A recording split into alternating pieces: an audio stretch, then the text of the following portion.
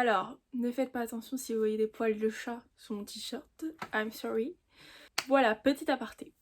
On se retrouve pour une nouvelle vidéo. Et pour cette vidéo, j'ai décidé de vous faire un gros bilan de lecture, qui devient donc un update lecture, étant donné que j'ai pas fait celui du mois de mars. Non, si c'est ça, j'ai pas fait celui du mois de mars, et je pense que ça sert à rien de faire deux vidéos distinctes. Donc je vais vous faire le bilan de mes lectures du mois de mars et de celle du mois d'avril. Ça explique pourquoi il y a certains trous, bref. Ça sera pas forcément dans l'ordre, mais commençons. Je vais commencer avec Yenny. C'est écrit par Nandi Taylor et c'est publié chez Hachette Roman. Et donc c'est Yenny, la promise du dragon. J'ai adoré cette lecture. J'ai mis 5 sur 5. C'est l'histoire d'une jeune femme qui s'appelle Yenny et son père est le chef de la tribu Yirpa. Il tombe gravement malade et en fait il y a plein de choses qui ont été faites pour essayer de le guérir et il n'y a pas de solutions qui ont été trouvées. Yenny se lance donc dans une quête qui va l'emmener jusqu'à l'Empire de Crèche, dans l'Institut des Arts Magiques. Et pour mener à bien sa mission, elle va pouvoir compter sur son intelligence, sa force et ses runes magiques. Sauf que là-bas, elle fait la rencontre du dragon Weish. Alors, c'est un être mi-homme, mi-dragon, et il est assez exaspérant. Weish clame à tout le monde que Yenny est sa promise, choisie par le destin, et c'est vrai que Yenny est assez réticente. Sauf que malgré tout, au fur et à mesure, il se pourrait que Yenny tombe peu à peu sous le charme du dragon. Alors, comme je vous l'ai dit, j'ai adoré 5 sur 5. C'est une lecture que je trouve très addictive, j'ai eu du mal à lâcher le livre une fois que je me suis mis réellement dans l'histoire. J'ai trouvé que l'univers était super intéressant, on a plusieurs types de dragons, en plus j'adore les histoires avec des dragons. La protagoniste est une jeune femme noire, voilà, je vous ai déjà dit aussi, je vous le répète de toute façon encore et encore et encore, mais j'en ai tellement manqué dans ma jeunesse que quand il y a de la représentation, je veux lire le livre en question. Et donc j'ai adoré la magie avec les runes, qui est mis en parallèle avec ce qui est appris à Crèche, puisque c'est une autre façon d'utiliser la magie. Sinon, j'ai beaucoup aimé les personnages qu'elle a rencontrés, et Weish, alors c'est vrai qu'il est très agaçant au départ, mais il a une jolie évolution au contact de Yenny, je trouve qu'elle l'a fait évoluer dans le bon sens. Voilà, parce qu'il a des idées un petit peu archaïques au départ, et c'est vrai que les deux ont été une bonne rencontre l'un pour l'autre. Voilà. Et vu tout ce qui se passe, parce qu'il se passe énormément de choses, il y a la romance, mais il y a aussi un petit peu de politique, il y a de l'action et des menaces, et c'est vrai que vu ce qui se passe, j'ai vraiment l'espoir qu'on ait une suite, et c'est une lecture super sympa, je vous la recommande. Par contre, c'est vrai que je l'ai noté aussi ça, il y a parfois des choses que j'ai trouvées assez bizarres dans le langage, dans la plume, donc je sais pas si c'est par rapport à la traduction, mais il y avait des insultes. Je l'ai dit dans la revue que j'ai prévu de sortir sur TikTok, l'insulte en question, mais bon. Je l'ai trouvé un peu bizarre comme insulte. Si jamais, je pense que je vous la marquerai à l'écran. Voilà, quand j'ai lu ça, j'étais en mode...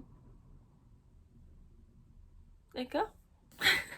Mais voilà, outre ça, c'est très sympa. Ensuite, j'ai sorti un livre qui est dans ma palle depuis un petit moment, qui est Une braise sous la cendre, écrit par Sabah Tahir et publié chez PKJ.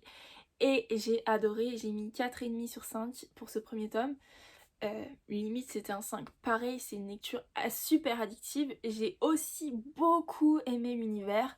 Bon, je vais vous faire un résumé avant de rentrer dans les détails. Donc c'est l'histoire d'un empire qui était partagé en deux. D'un côté, on avait les érudits, gardiens du savoir et cultivés, et de l'autre les martiaux, une armée redoutable, brutale et dévouée à l'empereur. Sauf que les soldats ont pris le dessus et quiconque est découvert en train de lire ou écrire peut être victime des pires châtiments. Et dans cette histoire, on suit donc deux points de vue, celui de Laia qui est une esclave et celui d'Elias qui est un soldat d'élite. Et ces deux personnages vont tout tenter pour retrouver leur liberté et sauver ceux qu'ils aiment. Alors c'est une histoire que j'ai adorée, voilà, l'univers est génial, j'ai beaucoup aimé l'ambiance, c'est une fantaisie orientale. Et c'est vrai que en ayant lu Chasseur de flammes avant, là je vous montre les livres pas du tout dans l'ordre, ça a même pas été lu au... Attendez. Si, Yenny et celui-ci ont été lus pendant le même mois, mais bref. J'avais lu Chasseur de flammes avant, et c'est vrai que Bon, c'est pas du tout la même histoire, mais si vous avez aimé l'un, vous pouvez très bien aimer l'autre. J'ai beaucoup aimé le personnage de Laia, j'ai aimé le fait que en fait Laia à de nombreuses reprises elle va se rabaisser, dire qu'elle n'est pas à la hauteur pour sauver son frère.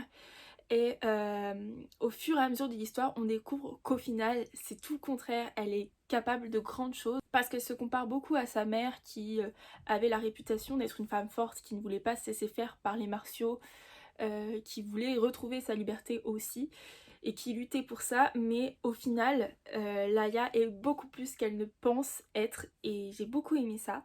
J'ai beaucoup aimé sa personnalité et ses points de vue étaient très intéressants à suivre puisque elle a un objectif et voilà, c'était super. Et ensuite Elias. Alors Elias, je l'ai trouvé à certains moments assez agaçant dans certaines réflexions par rapport à sa meilleure amie.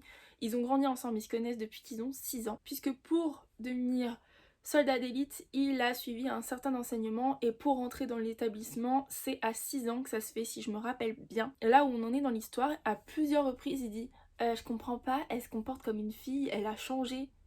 C'est quoi se comporter comme une fille? Enfin bref.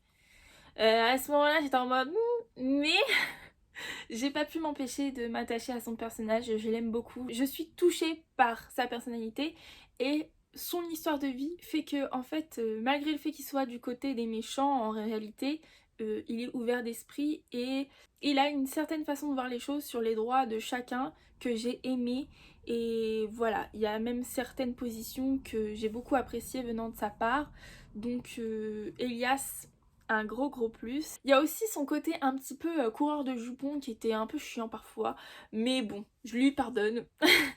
Et de son côté à lui, pour ses points de vue, ils étaient également très intéressants puisque dans ces fameux établissements, il y a une compétition qui va se mettre en place pour savoir qui va être le successeur du dirigeant en place. Donc je vais vous laisser découvrir ça, mais j'ai trouvé que ces épreuves étaient super intéressantes, très prenantes. J'ai beaucoup aimé le rythme de lecture, c'est très fluide et il me tarde de découvrir la suite, c'était très bien. Dommage que pour l'instant on n'ait pas le 4 en français, mais si jamais on n'a pas le 4 en français, il y a beaucoup de personnes qui m'ont dit qu'on allait avoir le 4 au final. Je ne sais pas. Et je vais pas vous le confirmer puisque je n'en sais rien. C'est ce que j'ai cru comprendre aussi. Je l'espère en tout cas puisque cette série le mérite amplement. Elle est géniale. Ensuite, je pense que je vais vous parler des 2 SP du mois de mars que j'ai lus. Ils correspondent pas forcément au mois de mars, mais c'est les 2 que j'ai lus pendant ce mois-là. Donc j'ai d'abord lu La Pierre de Sang, qui est le tome 1 de Malédiction Mortelle, écrit par Olivia Wildenstein et Katie Ayos, publié chez les éditions Bookmark. Celui-ci, j'ai mis 4 sur 5. J'ai beaucoup aimé, c'est de l'urban fantasy, et tenez-vous prêts, je ne savais pas avant de le commencer, mais ça parle des légendes arthuriennes, donc génial. Dans cette histoire, on suit donc 2 points de vue, le point de vue de Slate et le point de vue de Cadence. Slate a vécu une enfance très compliquée, de foyer d'accueil en foyer d'accueil, certains très difficiles.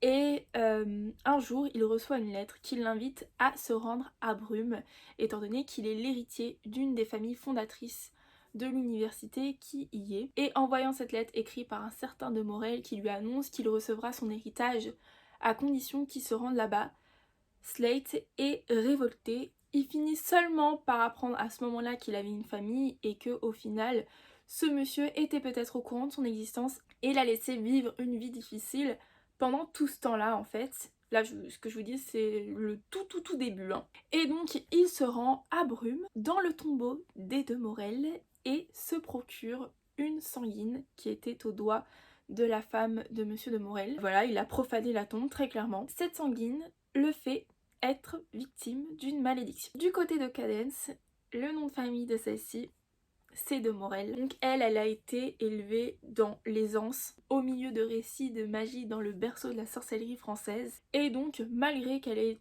entendu toutes ces histoires quand elle était jeune, elle a jamais réellement cru à l'existence de la magie puisqu'elle se dit que si elle existait vraiment, sa mère ne serait pas décédée et son père ne serait pas en fauteuil roulant. Et Slate débarque avec cette bague au doigt qui appartenait à sa mère. Et donc forcément elle voit rouge à ce moment-là. Sauf qu'au final, ces deux-là vont être obligés de faire équipe avec 2 autres personnes qui sont également héritiers des lignées fondatrices de tout ce qui est autour de la magie. Et on se lance dans une quête avec des épreuves pour pouvoir reconstituer la magie et la réintégrer au monde. et j'ai adoré, c'était très fluide encore une fois, j'ai pas mal ri. Alors c'est prévenu que le langage est grossier, oui c'est vrai que c'est assez grossier mais dans l'urban fantasy bon c'est courant, voilà, bon, ça m'a pas dérangé. Donc on apprend énormément de choses dans ce premier tome, vraiment beaucoup de choses. Et pour vous dire, je le dis à chaque fois que j'en parle, mais ce n'est que les prémices, on sent qu'il y a encore énormément d'autres choses à découvrir. Les épreuves sont très intéressantes à suivre également, voilà, j'ai aimé le rythme. Parce que je sais pas si je l'ai déjà dit sur YouTube, mais parfois quand il y a des histoires où il est question d'épreuves, personnellement j'ai un peu de mal à rester accrochée. Parce que parfois je vais peut-être les trouver un petit peu... je vais parfois trouver une certaine facilité scénaristique dans certains cas. Je pense par exemple à The Prison Healer.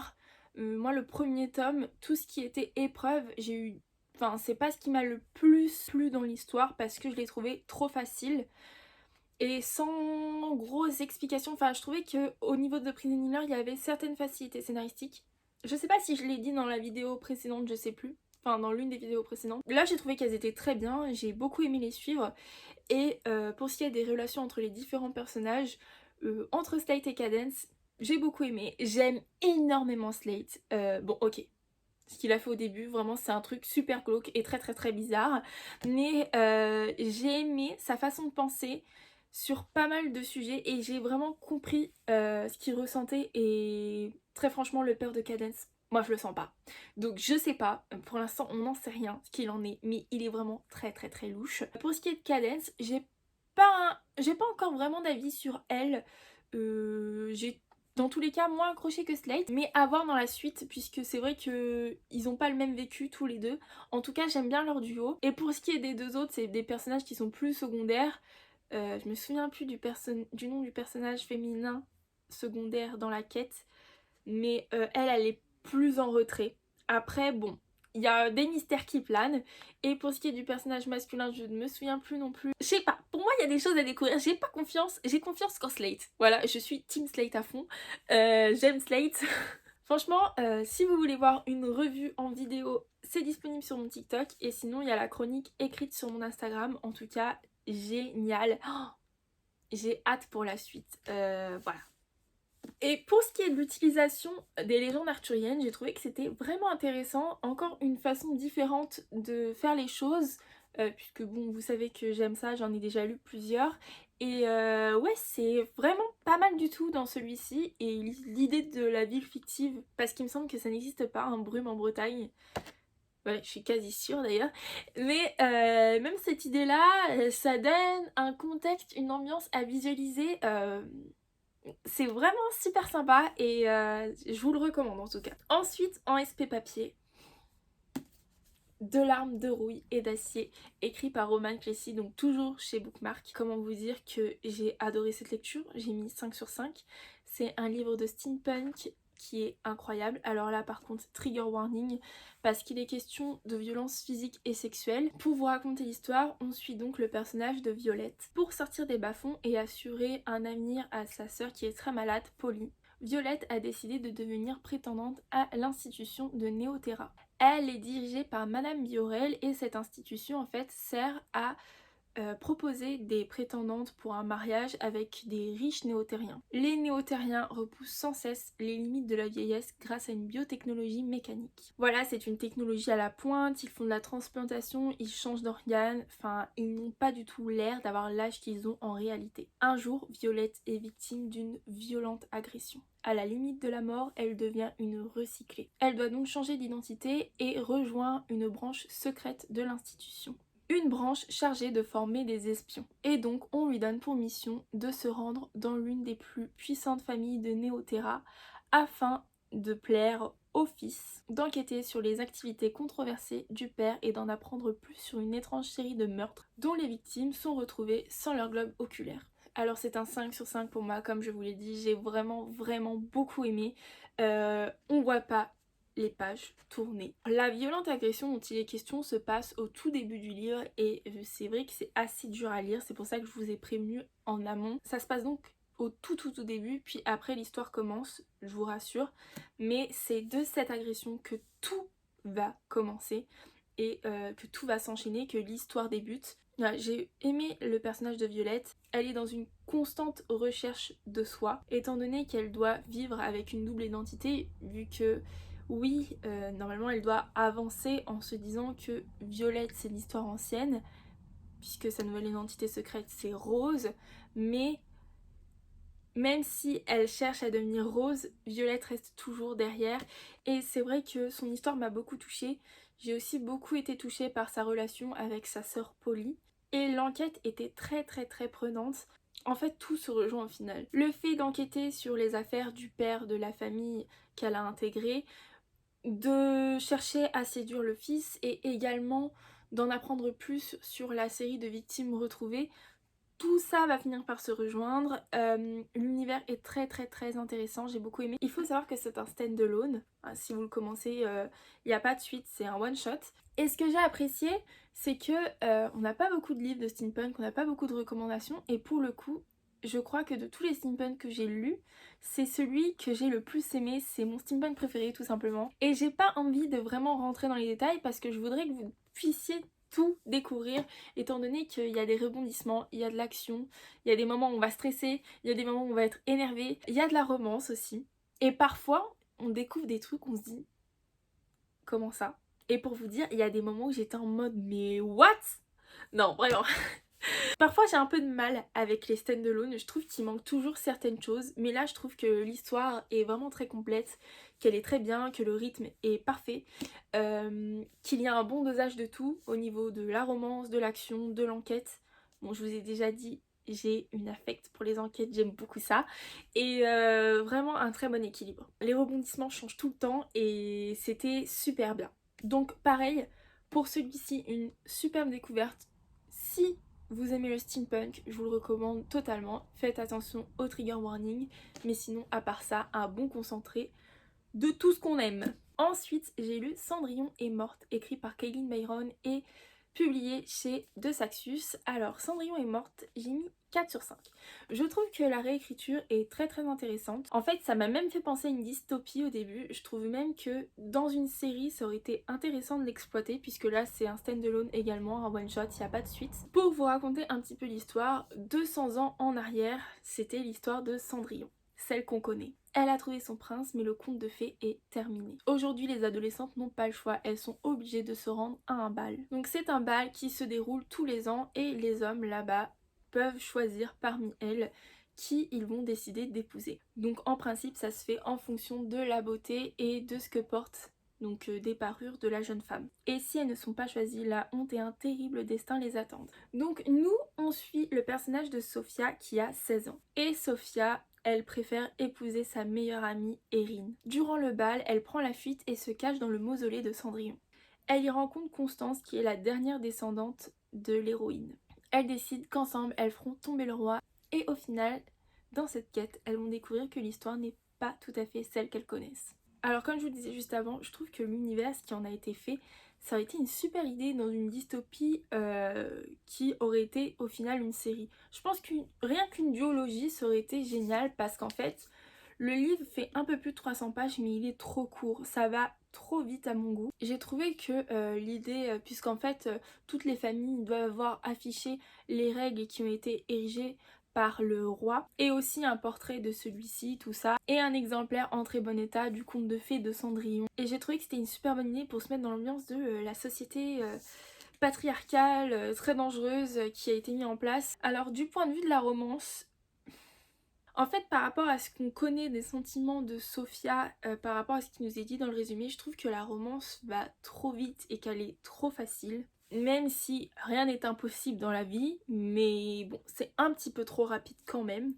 Pour ce qui est de l'histoire de Cendrillon, le remaniement qui a été fait, je trouve que c'est super bien pensé, vraiment, c'est... En fait, le potentiel est énorme, mais ce qui cloche vraiment pour moi, pour pas que ce soit un 5, c'est la rapidité du récit en fait, puisque même les rebondissements, bon je les ai vus venir, mais l'histoire est super sympa à lire, c'est une lecture très facile, très fluide et avec un gros potentiel. Voilà, je me suis répétée, mais je pense que vous avez compris où je voulais en venir. J'ai passé un agréable moment de lecture, d'où le 4, mais c'est vrai qu'il y a quelques défauts. Chasseur de flammes, écrit par Hafsa Faisal et publié chez De Saxus encore une fois. et c'est le livre 1 des Sables d'Araouia. J'ai beaucoup aimé. Il me semble que j'ai mis 4,5 à Chasseur de Flammes. Si jamais je me suis trompée, je corrigerai, mais il me semble que c'est bien ça. Donc Chasseur de Flammes, c'est l'histoire de Zafira et de Nazir. Alors il y a une vidéo sur le compte, si jamais vous l'avez lu, vous pouvez la regarder, sinon il y a énormément de spoil. Mais on a fait une vidéo avec les filles. Donc si vous voulez les voir sur Instagram, c'est Lecture de Mail, une fille bibliophile et Laurie Lolo Books. Mais en gros, on a fait toutes les quatre un débrief de cette lecture. En fait, c'est une lecture où chacune de notre côté, je crois que je vous en ai déjà parlé dans une autre vidéo, mais on a chacune lu de notre côté Chasseur de Flammes. Puis on a fait un live tout ensemble pour parler chacune de ce qu'on a pensé de la lecture avec spoil. Du coup, pour ceux qui l'ont déjà regardé, vous connaissez mon avis, je vais essayer de faire un rapide résumé. Pour aller chasser dans la forêt de Lars, Zafira se déguise en homme. Elle est connue comme étant le chasseur, mais en réalité elle est la chasseuse. Et elle fait ça pour pouvoir nourrir son peuple. De son côté, Nazir est un prince, le prince de la mort. Il assassine pour le compte de son père, le sultan, ceux qui voudraient se mettre en travers de son chemin. Si jamais on découvrait que Zafira était une femme, elle aurait de sérieux problèmes. Et de son côté, si on découvrait que Nazir pouvait ressentir de la compassion, il en aurait également. À leur façon, ces deux personnages sont des légendes dans le royaume d'Araouia, mais tous les deux ne veulent pas de cette gloire. La menace d'une guerre grandit et la forêt de Lars s'étend. Puisque oui, Zafira est la seule qui a la possibilité de rentrer dans cette forêt et d'en revenir. Zafira et Nazir sont donc envoyés tous les deux chacun de leur côté à la recherche de l'artefact qui pourrait mettre fin à cette menace et restaurer la magie du royaume. Sauf que Nazir est chargé d'une mission supplémentaire, mettre fin à la vie du chasseur. Sauf qu'au cours de leur voyage, un autre mal pourrait se présenter et il se pourrait que ce soit plus difficile qu'il ne le pensait de retrouver cet objet. Alors j'ai beaucoup aimé. Au départ j'ai eu un petit peu de difficulté pendant les 200 premières pages étant donné que c'est le moment où on nous introduit tout l'univers, où on découvre aussi, puisqu'il y a du vocabulaire, il y a un dialecte. Je ne sais pas si c'est de l'hébreu, en tout cas des mots qui y ressemblent. Et c'est vrai que le temps de saisir quelle expression veut dire quoi, au départ c'est un peu compliqué puisqu'il faut revenir au glossaire, mais une fois que c'est rentré, comme les livres précédents, c'était super sympa à lire, j'ai beaucoup aimé. J'attends surtout le 2 du coup. Alors j'ai beaucoup aimé le personnage de Zafira, elle m'a fait rire, elle m'a aussi touchée. Et par contre Nazir, c'est vrai que j'ai moins accroché que le sien, mais je l'aime quand même, hein. C'est pas que je l'aime pas. Mais ce qui m'a un petit peu dérangé, c'est que j'ai trouvé que, en fait, on avait le premier passage où il nous parle de sa condition, du fait qu'il n'ait pas le choix, qu'il soit obligé et que du coup il se sente mal, tout ça. Et il le fait à de nombreuses reprises et c'est un petit peu redondant arrivé à un moment. Enfin pour ma part, hein, je sais qu'il y en a qui n'ont pas trouvé. Mais moi ça m'a... Voilà. Je me suis dit dans ces cas-là, faut peut-être prendre des initiatives. Et je pense que c'est au contact de Zafira qui pourra évoluer dans ce sens. J'ai adoré l'univers, j'ai trouvé que c'était super immersif, ça m'a vraiment fait penser à Aladdin. Tout ce qui est description d'épices, de paysages désertiques, même par rapport aux vêtements, Sarouel, tout ça, j'ai beaucoup aimé l'ambiance. Et bah j'étais à fond dans la quête, il y a des rebondissements que j'ai vu venir. J'ai tendance à deviner les rebondissements, mais c'était quand même super sympa à suivre, l'histoire est très très intéressante, une super fantaisie orientale également, comme je vous l'ai dit. Je pense que si on a aimé Une Bresse sous la cendre, c'est pas du tout la même histoire, mais si on a aimé Une Bresse sous la cendre, on peut très bien aimer Chasseur de Flammes, et du coup, il me tarde de découvrir la suite, et la suite, en plus le livre, il a l'air trop trop beau. Encore plus beau que lui, alors que je pensais que c'était le plus beau déjà. Mais bon, de Saxus, ils nous font toujours des beaux livres. Hormis ça, sinon, qu'est-ce que je pourrais dire d'autre? En fait, étant donné qu'il y a une vidéo déjà complète, ça m'embête pour ceux qui m'ont déjà entendu en parler de redévelopper.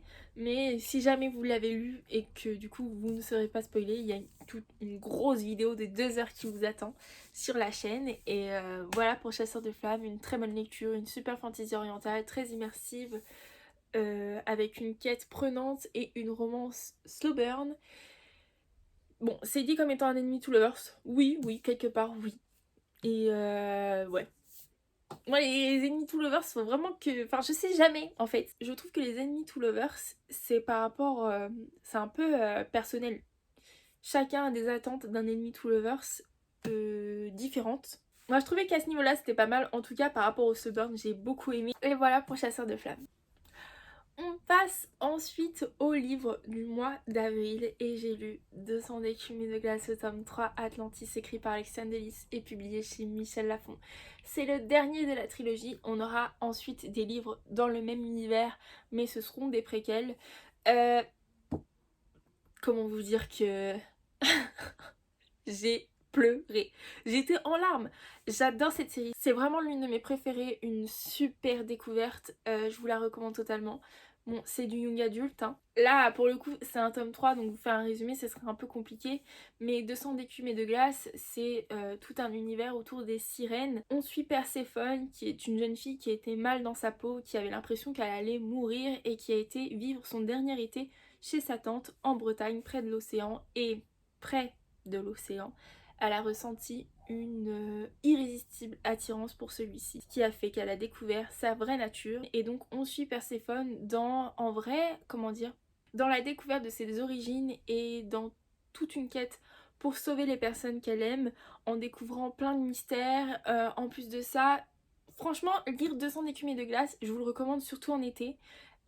C'est comme un voyage, c'est comme des vacances, on passe par plein d'endroits différents du globe. L'autrice nous parle de différentes espèces maritimes, il y a différentes espèces de sirènes, c'est très très complet. La première partie du premier, ça peut sembler long, mais c'est franchement nécessaire pour pouvoir mettre en place tout le contexte et c'est super intéressant. Mais bon, pour en revenir au 3, voilà, c'était la fin. On suivra plus ces personnages en particulier et je suis super nostalgique parce que je les adore. C'est vraiment des personnages super attachants, que ce soit Perséphone, Mewen, Tante Méduse, Sojine, Tristana, son cousin, parce que je sais plus son prénom, mais vraiment je suis très très nostalgique. On a pas mal de réponses, il y a vraiment beaucoup de rebondissements, on passe par toutes les émotions. C'est un livre que je ne cesserai de recommander et c'était la fin. À savoir que j'ai mis 5 sur 5 et j'ai adoré les 3 tomes au final. Mon préféré c'est le 2, c'était juste incroyable. Et bien sûr je lirai le préquel dès qu'il sortira, mais ce sera quand même difficile pour moi de ne plus suivre Perséphone parce que j'ai adoré Perséphone, je trouve que c'est un bon personnage, je trouve que son évolution est intéressante et voilà. Ensuite, j'ai lu 13 de la Marine Road de Brandon Sanderson, publié chez Le Livre de Poche. Alors, à savoir que c'était mon premier Brandon Sanderson, je sais que c'est un auteur très connu, c'est la découverte de cet auteur qui est juste incroyable. J'ai adoré sa plume, c'est tellement immersif son livre et ce qui est dit dedans est tellement juste. Alors si je peux vous faire un résumé, on suit le personnage de Tress qui est une jeune fille qui vit sur un rocher dans l'océan. Un rocher à l'échelle qui peut accueillir plusieurs familles bien sûr. Et Tress est passionnée par les tasses. Voilà, elle les collectionne. Et le fameux océan n'est pas rempli d'eau mais de spores. C'est comme plein de petits grains de poussière qui ont des réactions au contact d'eau, enfin en tout cas de choses mouillées.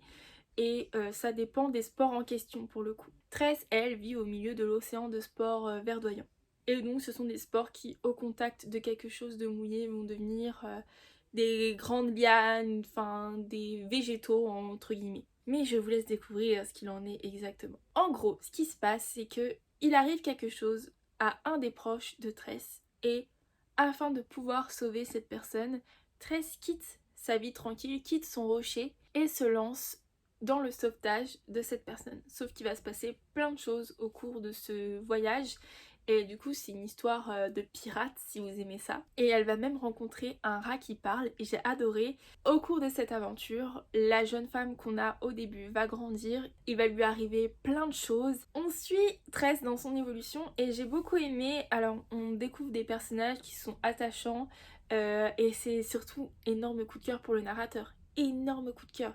Le narrateur est un personnage qui est vraiment en arrière-plan dans l'histoire, mais sa façon de parler, les petits traits d'humour qu'il va faire parfois, ses interventions, ses petits commentaires, j'ai adoré, je suis totalement fan.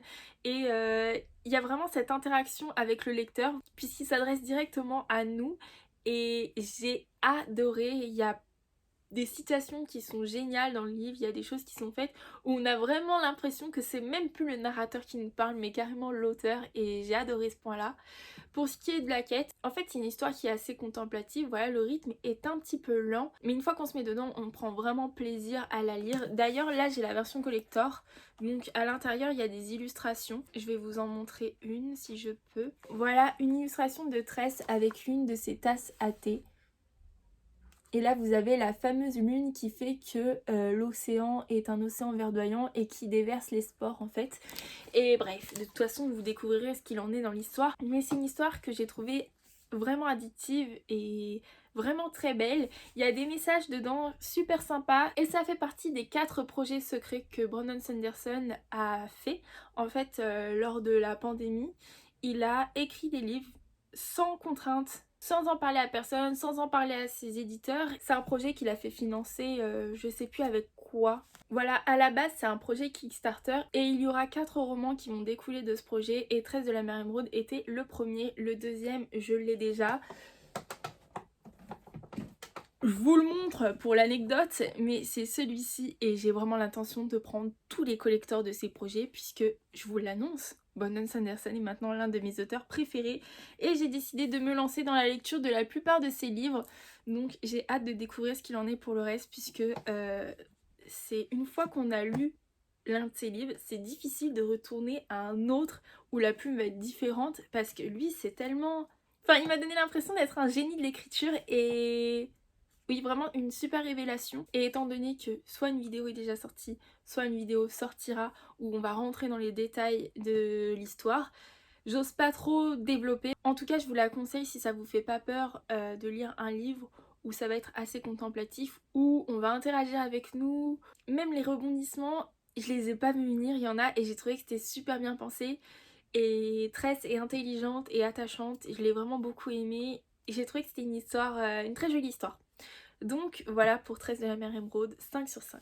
Et ensuite, je vous présente La Marque des Anges, le tome 1, La Fille des Chimères, écrit par Laini Taylor et publié chez Paul Fiction. J'ai adoré, c'est un 5 sur 5, encore une fois. C'était génial, l'univers est super original. Il est question d'anges déchus et de chimères, mais je vais vous faire un résumé. Je vais vous lire le résumé. Sur Terre, des êtres ailés laissent des empreintes noires sur les portes. Ailleurs, une étrange créature collectionne des dents humaines. À Prague, une étudiante en art se retrouve au cœur d'une guerre millénaire entre 2 peuples. Elle s'appelle Karou, a les cheveux bleus et remplit ses carnets en dessinant des monstres. Une question la hante, qui est-elle? J'aime beaucoup le résumé. Et c'est vrai que ça résume l'histoire en restant très mystérieuse, c'est pour ça que je préfère vous le lire. Voilà, c'était une super découverte, un univers où on découvre plein de choses, où il y a pas mal d'enjeux, où il y a une question de guerre, oui, entre les anges et les chimères. Et au milieu, il y a Karou. Et j'ai beaucoup aimé le personnage de Karou, mais également la romance qu'elle va avoir. Et j'ai trouvé que c'était super touchant.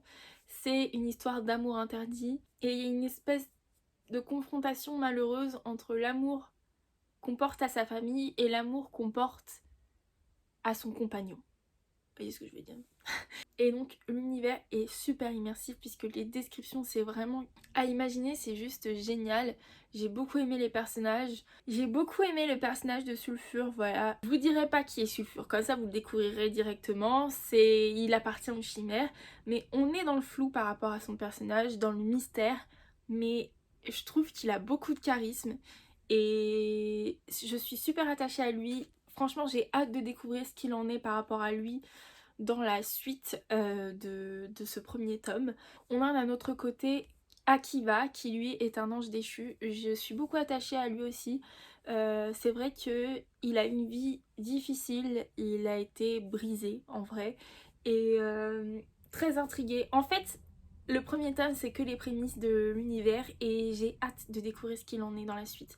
Très franchement, pour ce premier tome, et c'est vrai que ça fait beaucoup de fois que je vous dis je peux pas rentrer dans les détails, mais je peux pas rentrer dans les détails parce qu'il y a énormément de mystères derrière cette histoire et vous avez tout à découvrir dans ce premier tome puisque on est dans le flou dans la majeure partie du livre et vous dire certaines choses ça pourrait vous spoiler alors que le mieux c'est de découvrir puisque c'est une super histoire et je vous la conseille complètement.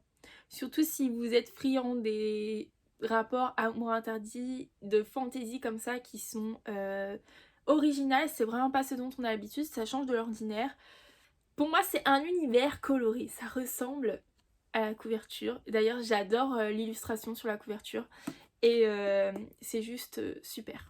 Ensuite, j'ai lu Sillage, écrit par Joanne Richoux et publié chez PKJ. Alors je vais vous lire aussi le résumé puisque la vidéo commence à être longue. Jade, 19 ans, emménage à Paris pour réaliser son rêve, travailler en parfumerie. Loin de sa Bretagne natale et de sa grand-mère, elle découvre la vie d'adulte, les plaisirs qu'offre la capitale, ses dangers, ses odeurs suaves ou répugnantes. Lors d'une soirée, elle s'éprend de Victor, alias Domino. Entre ce garçon qui voit le monde en noir et blanc et Jade dont les sens se mélangent, c'est le coup de foudre. Mais Victor est lunatique et cet amour va faire sombrer la jeune fille. Par chance, elle rencontre Zachary Mignard, un célèbre parfumeur qui l'a choisi comme apprenti. Jade n'a plus qu'une obsession, créer de sa fragrance. Elle veut posséder les effluves de ceux qu'elle croise, mettre en flacon les peaux, les cheveux, quitte à briser tous les interdits. C'est une histoire qui change complètement de ce dont je vous présente, de ce dont j'ai l'habitude.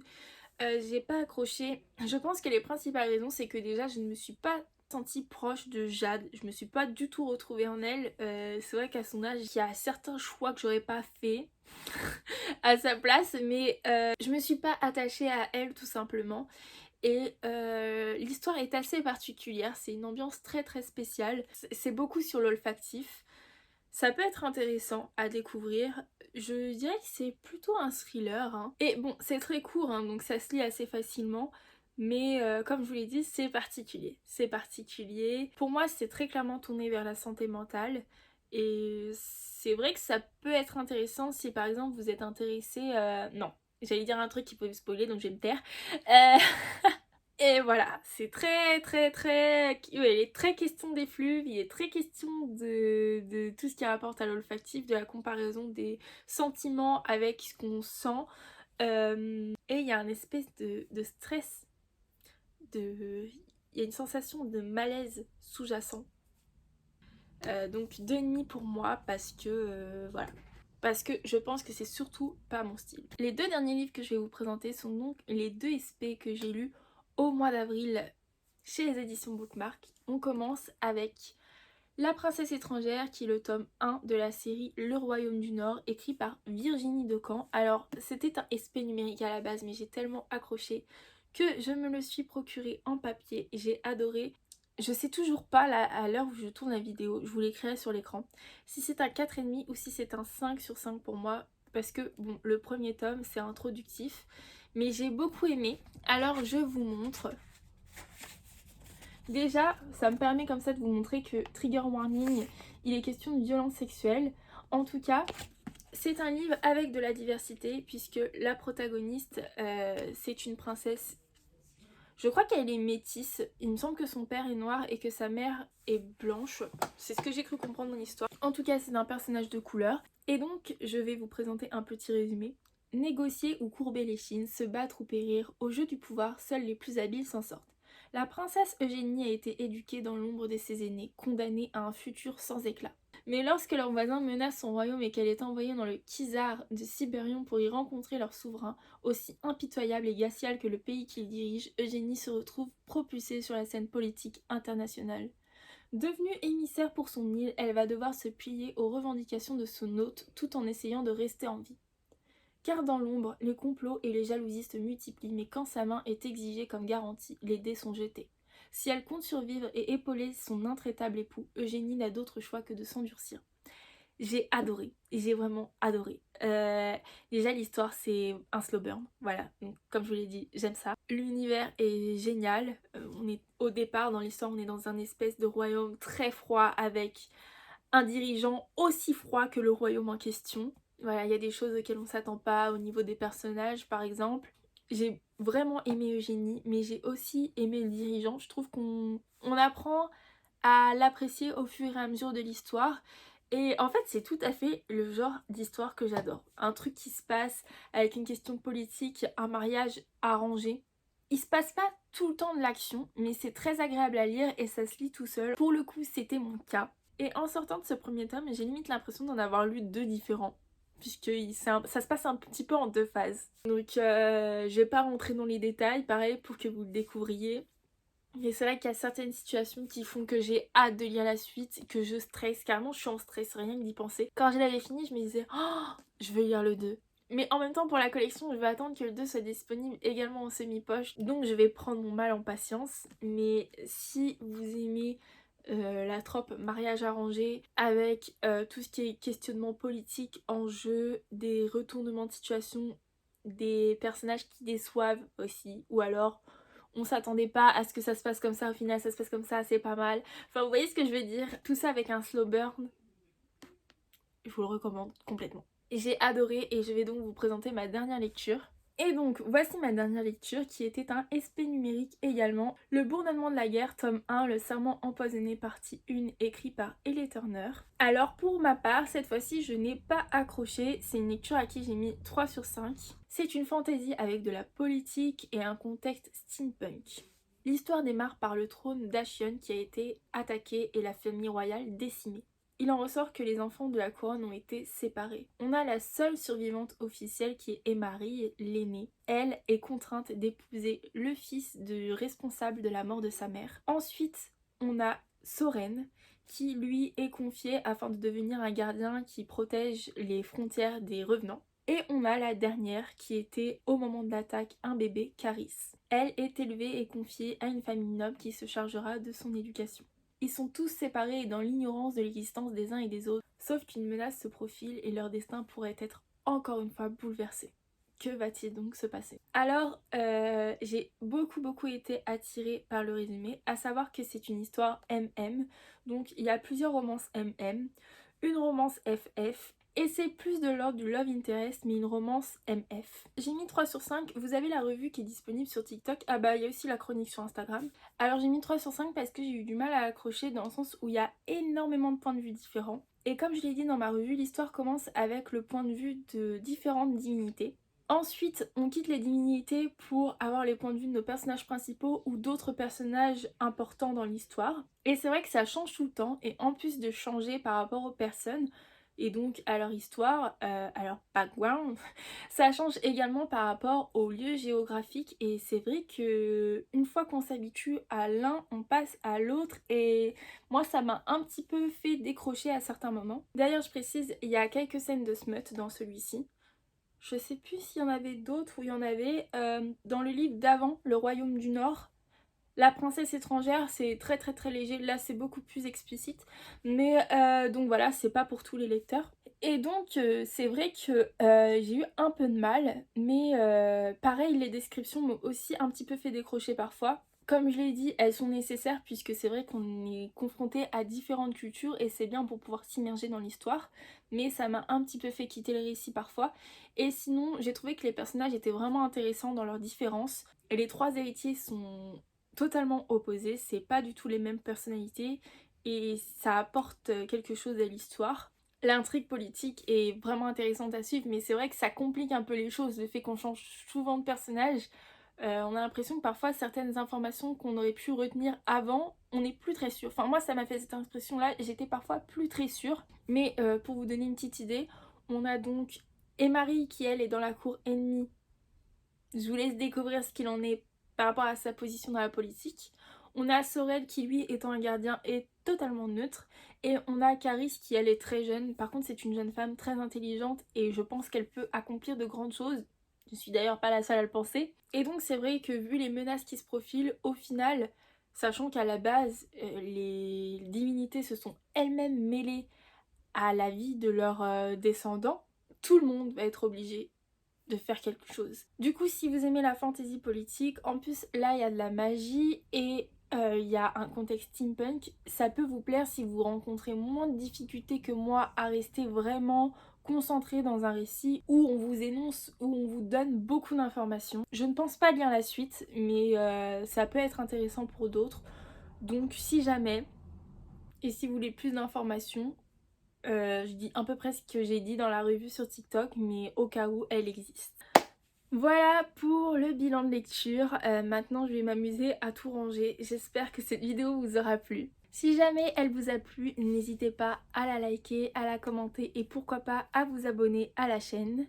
Vous pouvez me retrouver sur mes autres réseaux sociaux, Instagram et TikTok. et on se retrouve dans une prochaine vidéo. Salut!